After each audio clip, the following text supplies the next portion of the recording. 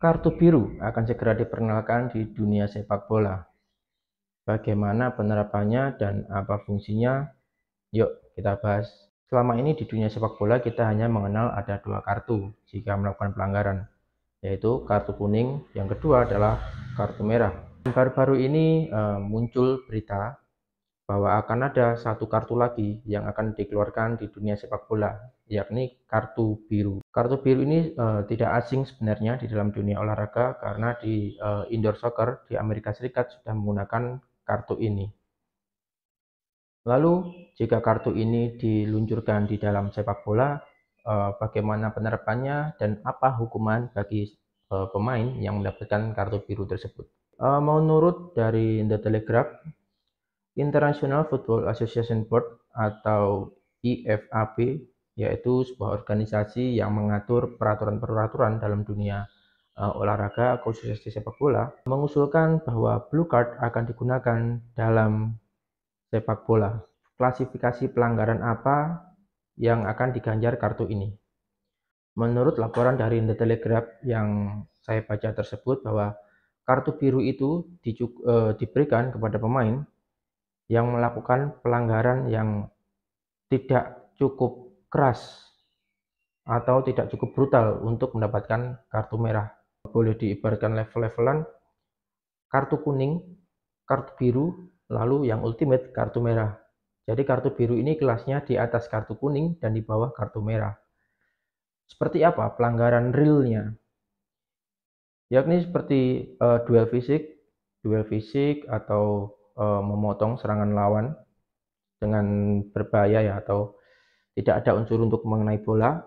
Lalu yang ketiga adalah protes berlebihan kepada wasit. Nah, ini sering terjadi di sepak bola Indonesia. Jadi cukup seru kalau kartu biru ini juga diterapkan di sepak bola Indonesia. Lalu apa hukuman bagi pemain yang mendapatkan kartu biru ini? 1. Pemain yang menerima blue card atau kartu biru ini akan dikirim ke sin bin atau area khusus yang dipersiapkan di pinggir lapangan. Jadi setiap pemain yang mendapatkan kartu biru ini, dia harus berada di pinggir lapangan atau di luar lapangan selama waktu 10 menit. Dan peraturannya, jika sang pemain ini dikeluarkan selama 10 menit, tapi dia masih menjalani hukuman selama 5 menit, dan ternyata tim lawan berhasil mencetak gol ke gawang tim yang dia bela, otomatis pemain ini boleh kembali masuk ke lapangan, meskipun dia baru saja menjalani hukuman 5 menit. Namun jika ternyata selama dia mendapatkan kartu biru itu dia diusir dari lapangan pertandingan tapi tim lawan tidak mencetak gol, maka dia harus menjalani waktu utuh selama 10 menit. Jadi dengan membayangkan hal ini saja cukup terasa bagaimana kehilangan satu pemain selama 10 menit. Apalagi jika pertandingan berlangsung dengan tempo cepat, berlangsung dengan tensi tinggi, yang kedua tim berusaha untuk mengejar gol atau tidak kalah, maka kartu biru ini sangat bisa merusak taktik permainan tim. Oke, lalu apa yang terjadi jika seorang pemain mendapatkan 1 atau 2 kartu biru dalam satu pertandingan? Jika selama ini kita tahu bahwa pemain yang mendapatkan satu kartu kuning lalu mendapatkan kartu kuning kedua dalam satu pertandingan, maka dia harus meninggalkan lapangan. Lalu bagaimana dengan kartu biru? Dan ternyata adalah sama. Setiap pemain yang menerima 2 kartu biru akan mendapatkan kartu merah. Dan hasilnya dia harus keluar lapangan seperti layaknya orang yang mendapatkan kartu merah.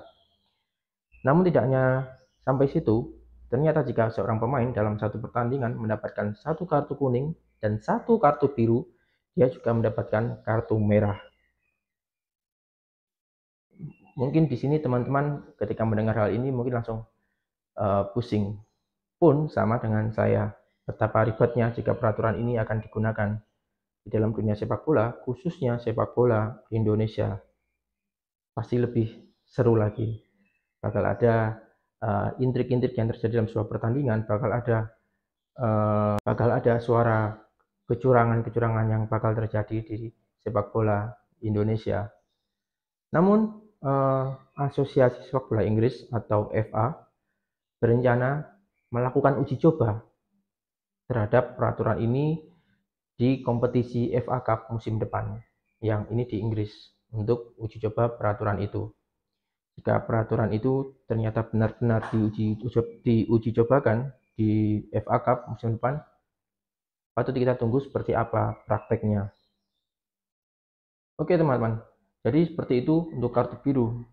Apa yang terjadi jika peraturan ini akan digunakan? Ya seperti yang dikatakan di tengah tadi, sepak bola bakal akan semakin ribet. Wong peraturan offset yang baru kemarin saja belum diterapkan, dan sekarang mau ganti peraturan lagi. Dan tidak hanya supporter yang akan bingung, tidak hanya pecinta bola yang akan bingung, namun juga pelaku-pelaku di dunia sepak bolanya sendiri, dan termasuk wasit. Seorang yang akan memberikan kartu itu kepada pemain. Kapan pemain mendapatkan kartu kuning, kapan biru, itu pasti akan kebingungan. Dan jika dia salah mengambil keputusan mendapatkan kartu biru kepada lawan atau kepada seorang pemain, tidak menutup kemungkinan bahwa wasit itu akan diprotes habis-habisan oleh sang pemain. Ya meskipun protes berlebihan juga akan mendapatkan kartu biru juga. Oke, jadi sekian video kali ini tentang penjelasan kartu biru. Ini semuanya dari yang saya tahu teman-teman. Dan mungkin jika teman-teman memiliki pengetahuan lain yang mungkin tidak saya sampaikan di video ini, atau mungkin mau mengoreksi saya, oke silahkan tulis di kolom komentar. Saya akan sangat senang jika mendapatkan masukan dari teman-teman yang lain. Salam.